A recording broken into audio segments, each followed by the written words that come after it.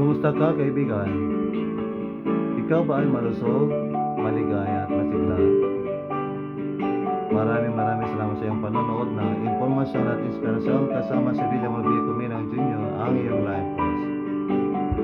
Ang aking topic ngayon ay maganda, kasing ganda mo at kasing gwapo mo. Handa ka na bang malaman ang impormasyon na aking sasabihin sa iyo? Diyan ka lang, huwag kang alis.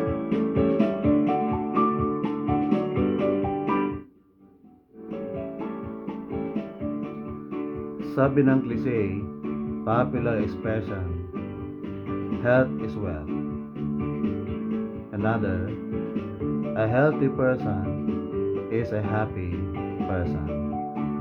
Ang taong malusog ay taong maligaya. Ang kalusugan ay kayamanan. Kaya kaibigan, binabati kita sapagkat kung ikaw ay malusog, ikaw ay mayaman.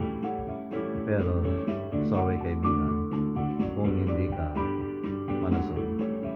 Di bale, I believe na ikaw ay magiging malusog. Depende sa iyong desisyon kung gusto mong maging malusog.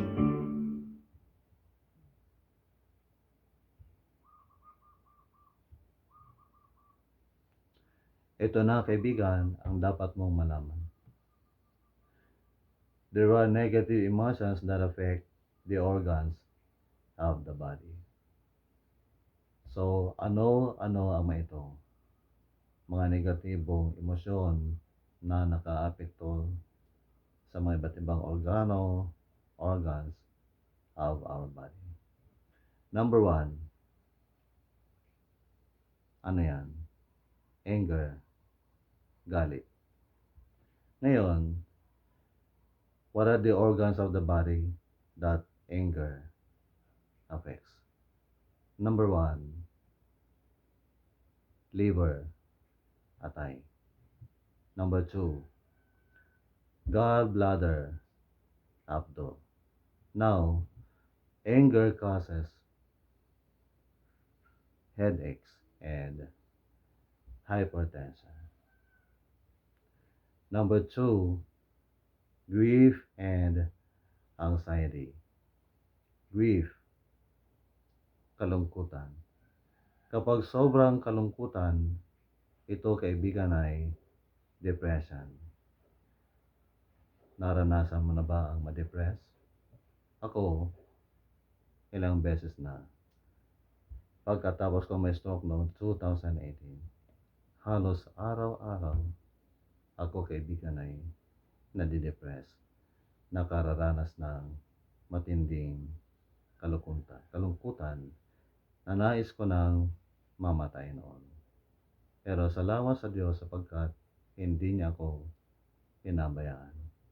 Kaibigan, anxiety is a feeling of worry.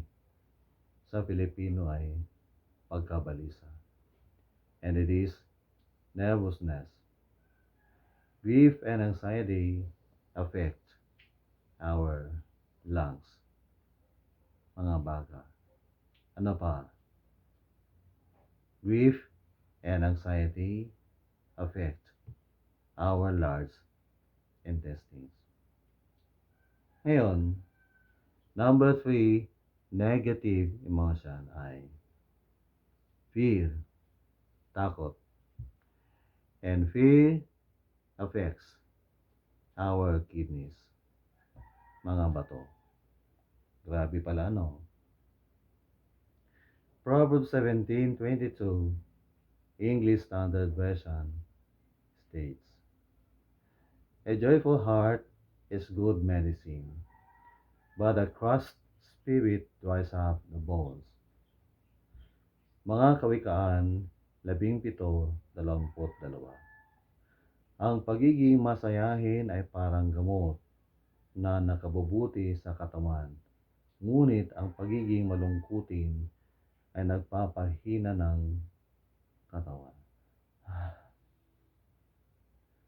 Yan po ay sa ang salita ng Diyos version. Ito naman, Magandang Balita Biblia, Tagalog. Ang pagkamasayahin ay mabuti sa katawan at ang malungkuti unti-unting namamatay. Kaya, aking kaibigan, mga kaibigan, noong panahon ng COVID, may mga taong namatay dahil sa sobrang kalungkutan. And for your information, may estudyante ako noon, namatay ang kanyang asawa. At pagkatapos mamatay ang kanyang asawa, dahil sa sobrang kalungkutan, siya po ay namatay rin. So, sa English, ang sabi po ng salita ng Diyos ay, a merry heart does like a good medicine. So, ang pusong masayahin, kaibigan, ay gamot, medicine. So, alam mo na, kaibigan, ha, kung ikay nababalisa, nababagabag, at kung ikay nalulungkot, natatakot, ang dapat mong gawin ay maging masaya, maligaya, upang iyong mapagtagumpayan ang mga negatibong emosyon na ito. Kalungkutan, pagkabalisa, takot, at galit. Ngayon, kaibigan, ganito ang sabi ng salita ng Diyos. Philippians 4:6.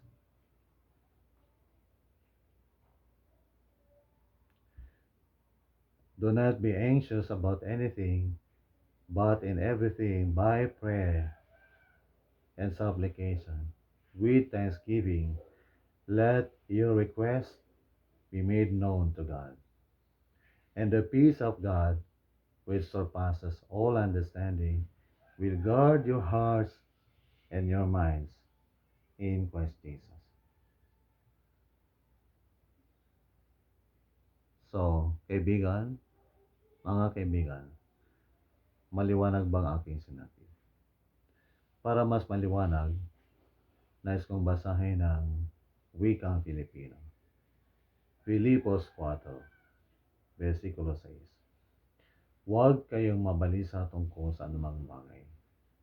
Do not worry about anything. Sa halip, hingin ninyo sa Diyos ang lahat ng inyong kailangan sa pamamagitan ng panalangin may pasasalamat. At ang kapayapaan ng Diyos na hindi kayang maunawaan ng tao ang siyang mag-iingat sa inyong puso at pag-iisip dahil sa inyong pakipag-isa kay Kristo Jesus. Aking kaibigan, labanan mo ang mga negatibong emosyon. Labanan mo ang galit, kalungkutan, depression. Labanan mo, kaibigan, ang pagkabalisa, worry. At labanan mo, kaibigan, ang takot. 1 Thessalonians 5:16 through 18. Verse 16 says, rejoice always, always. Again, rejoice always, palaging magalak, palaging maging masaya, at umawit ng papuri sa Diyos kung ikay nalulungkot, kaibigan. Piliin mo maging masaya. Choose to be happy. Be praiseful. Maging maligaya kang tao. Purihin mo ang Diyos. Umawit ka ng mapapuring awit para sa Diyos.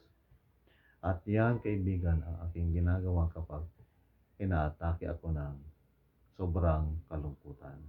Ako'y nagpupuri sa Diyos. Kaya ako po'y lumalakas. Lumalakas ang aking loob at ako'y nagkakaroon ng kumpiyansa sa aking sarili para harapin ang sobrang kalungkutan na umaatake sa akin halos araw-araw. 17. Pray without ceasing. Manalangin ng walang patid. Kaibigan, kung ikay nalulungkot, nagagalit, kung ikaw ay nababalisa at natatakot, ang sabi ng salita ng Diyos ay, manalangin ka. Find a place to pray. And the best place for you to pray is a quiet place. And that place could be your room. Kung maingay pa rin, bakit hindi ka pumunta sa iyong garden, sa bukid, sa CR? Pwede. Verse 18. Give thanks in all circumstances, for this is the will of God in Christ Jesus for you. Palagi kang magpasalamat sa Diyos, kaibigan. So, I'd like to pinpoint to you the ways through which you can overcome anger, anxiety, grief, kalungkutan, depression, and fear. Number 1, choose to be joyful. Choose to be happy.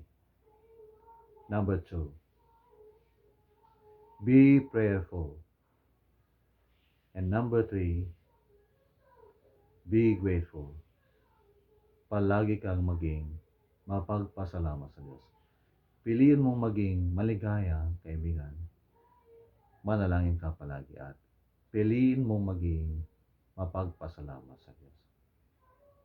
That's how you're going to overcome anger, grief, anxiety, and fear, kaibigan. So sana kaibigan, meron kang natutuhang leksyon mula sa aking sinabi sa iyo ngayon. God bless.